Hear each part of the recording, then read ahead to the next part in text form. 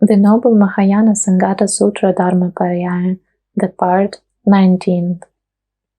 Vajrayana said, "You and all sentient beings likewise have the wish to hear the name, young beings in the billions around the Tathagata." They said, "You are a disciple of Buddha, your name is profoundly well renowned. Similarly, all beings have the wish to hear your name."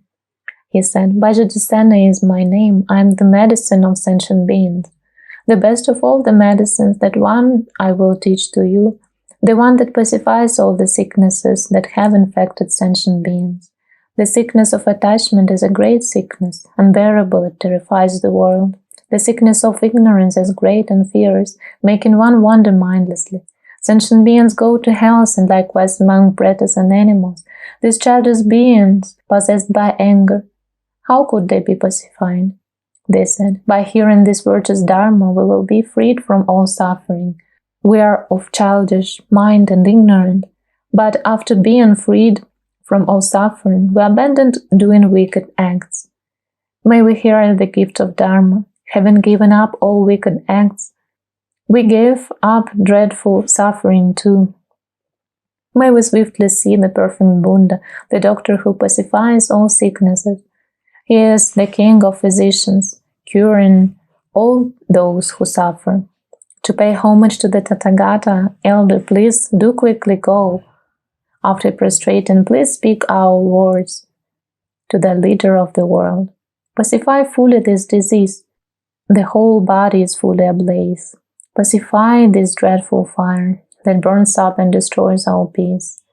The burden of the body is a heavy burden, an extremely fierce and sharp burden.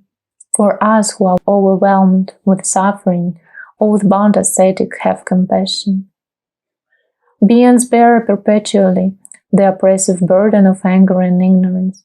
Not knowing how to be freed of the burden, they shoulder it time and time again. Those who do not know the path of freedom, and who do not see freedom's path, though they are aware of death, still this does not produce fear. Thinking, I will never die, those who rest comfortably are utterly confused due to that, although they see their mother die, they are unaware. Some do not recall their father, continually oppressed by disease and disturbed by delusions and karma. How in this case are we to eat? Ignorant and worn out by suffering, we are exhausted pointlessly. Suffering like this of yours arises on the basis of ignorance. Discrimination, sensation, and conditioned mental factors are a great fearful heavy burden. Due to craving, childish beings wander, thoroughly unaware of Dharma, surrounded by the burden of the body. They are born into the world meaninglessly. They need clean, exquisite clothes, water to bath in, and lotions. They will need delicious food that is gratifying to the body. The ear likewise makes one seek out the 5 attractive musical instruments. The eyes make one attached to figures made of the 7 precious substances. The tongue also makes one search out all the delicious flavors. The body makes one continually seek soft and light objects to touch. The body attains a flesh coupling even with pleasure, and from that, this mindless body is produced. Who would find pleasure in that? In wearing very fine footwear, therein my feet do find pleasure. Yet when it comes the time to die, these clothes and lotions offer no protection. Since even the body is no protection, no need to speak of clothes and lotion. What is called human is the body. It will attain breath and great strength, the power to listen and analyze. In that this body has great qualities. Formerly, I caroused and roamed, always accompanied by horses and elephants. Since I did not know the Dharma that liberates, how attached I was to wicked acts. Since I did not know about future lives, for my amusement I had wickedness done. Again and again I was born, again and again death came to me.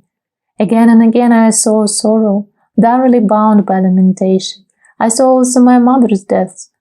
I saw the deaths of my fathers. of companions, sisters, children, wives. Since all that is compounded is empty, what being with a mind would be attached?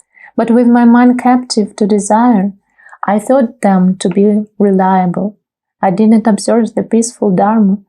There is no joy whatsoever in death. Due to a mind obscured by desire, I did not make offerings.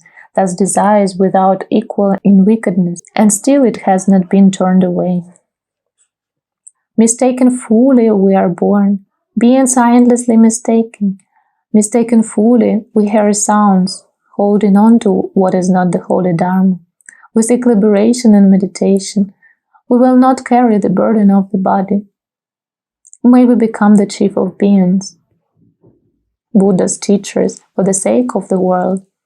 A Buddha is mother and father of the world, a Buddha who reveals the path, causes a rain of jewels to fall everywhere upon the earth. Foolish beings do not know of what sort the Dharma collection is. One who dedicates their mind to enlightenment will actualize the Dharma collection. All that is compounded is empty. Empty too are the riches and wealth. When one sees as empty even oneself, at that point one has no hopes.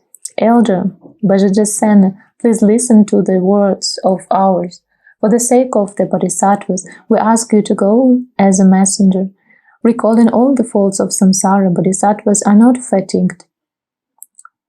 Endowed with effort and great austerity, they will collect all good qualities. Please go to where the teacher is, the teacher fully awakened into happiness, the conqueror who is not even slightly tired. For our sake, please go say to him, you have conquered Mara and vanquished him despite his strength. You quickly set ablaze the Dharma that supports and holds all sentient beings. Since we have not heard the Dharma by which we will become Buddhas, in order to benefit us, Elder, we ask that you go quickly. We have not seen the Tathagata endowed with 32 marks. Until we do, we will not cross over. Speaking so, we all wait respectfully. Vajrayana said, look above for a moment. What is it you see up there? They looked above, and there they saw 3,500 towering palaces in all. Remaining above all around, they were decorated exquisitely, with 7 gems, and were well adorned with a lattice work of jewels. Inside were flowers in full bloom, and divine incense wafted down. At that they questioned the elder, what is this apparition here of towering palaces with jeweled lattice work and lotus filaments all throughout? Vajrayana said, these places are for you. Go so that you may see the Buddha. Bow down to the one who is chief, who has passed beyond this world. To the one who illuminates the world, they said. But we know no path to him, nor is the Tathagata seen. Since we do not know the path, where shall we go to prostrate? Vajrayana said, just as space is without bounds and is not susceptible to being untouched, so it is not possible to go to bow before the teacher who gives forth nectar. In just the way Mount Sumeru abides, so too is the teacher in his abode. Mount Sumeru is susceptible to being measured, as is the depth of the great ocean. It is possible to count all the specks of dust found in a galaxy of 1 billion worlds. But there is no knowing the arising of Buddhas. Bodhisattvas from the 10 directions bow before him who illuminates the world.